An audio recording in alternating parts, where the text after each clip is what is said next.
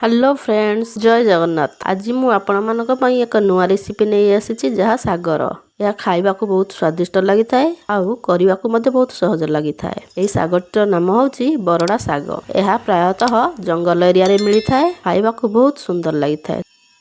चलंतु बनाइबा ई रेसिपीटी। ए रेसिपीटी बनया पई साग को आमे प्रथमे भल भाबरे बाछि नबा। बाछि करी ताकू धोई नबा।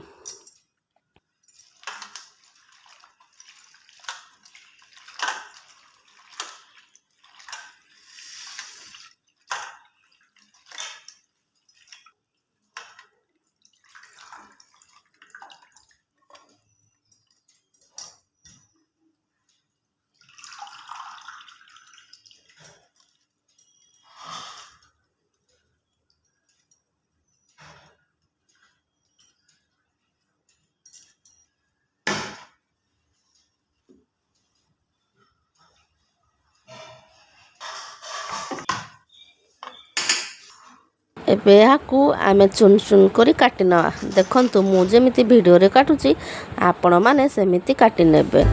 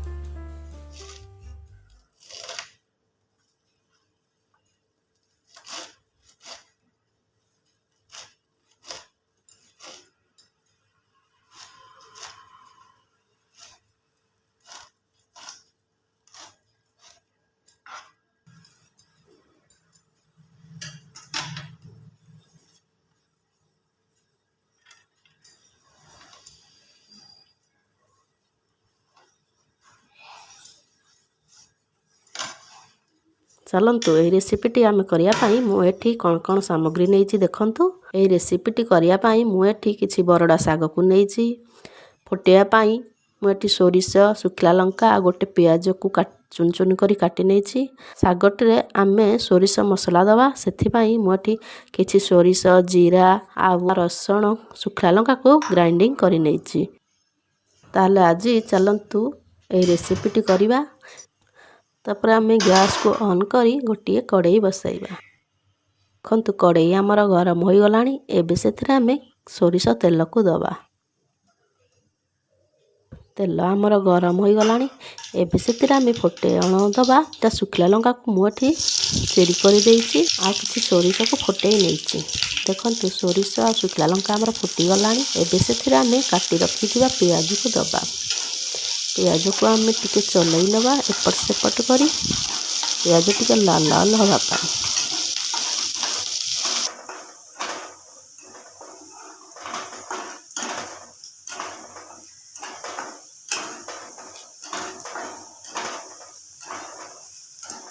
देखंतु प्याज हमर लाल लाल होई गलानी। एबे सेथरे आमे धोई करी रखिथिबा साग को दबा।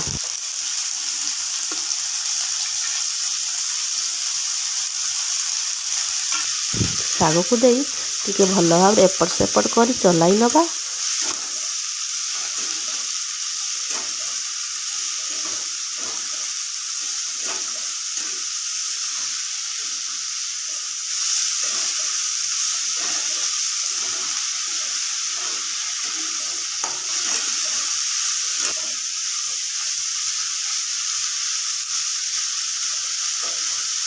साग आमर टिके होई गला परे आमे बाटी करी रखिथिबा मसला को दबा।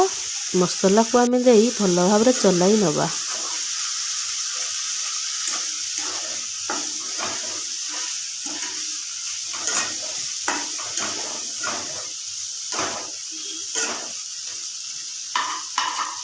देखंतु हमर साग संगे मसला मिसी गलानी।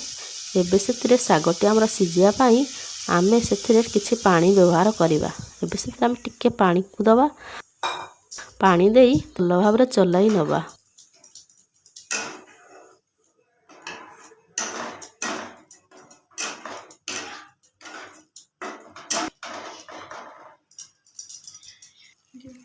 ଏବେ ସେଥିରେ ଆମେ ଆବଶ୍ୟକ ଅନୁସାରେ ଲୁଣକୁ ଦେଇ ଭଲ ଭାବରେ ଚଲାଇ ନେବା।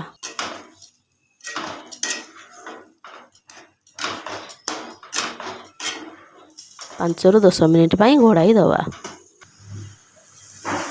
ଦେଖନ୍ତୁ ଆମର 5 ରୁ 10 ମିନିଟ୍ ହୋଇଗଲାଣି। ଶାଗଟି ଆମର କେତେ ବାଟ ହେଲାଣି ଚାଲନ୍ତୁ ଦେଖିନେବା। ଦେଖନ୍ତୁ ଶାଗଟି ଆମର ପ୍ରାୟ ସିଝିଗଲାଣି। ଆଉ 5 ମିନିଟ୍ ପାଣିଟି ମରିବା ପାଇଁ ଆଉ 5 ମିନିଟ୍ ପାଇଁ ତାକୁ ଛାଡ଼ିଦେବା।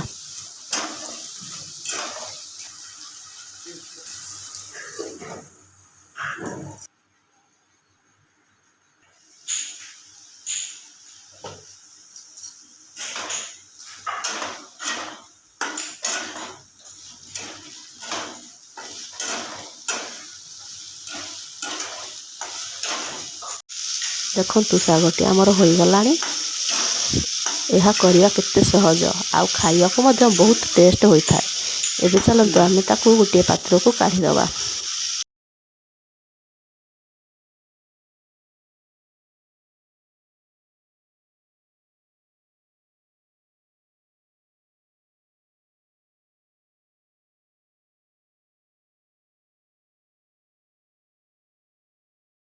ଦେଖନ୍ତୁ ଫ୍ରେଣ୍ଡସ୍, ଆମ ରେସିପିଟି ଏବେ ହୋଇଗଲା।